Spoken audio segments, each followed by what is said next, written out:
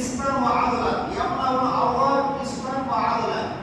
ইমাম মাহদী আলাইহিস সালাম আসার পরে তিনি এই পৃথিবীকে ন্যায় এবং ইনসাফ দিয়ে পরিপূর্ণ করে দেবেন।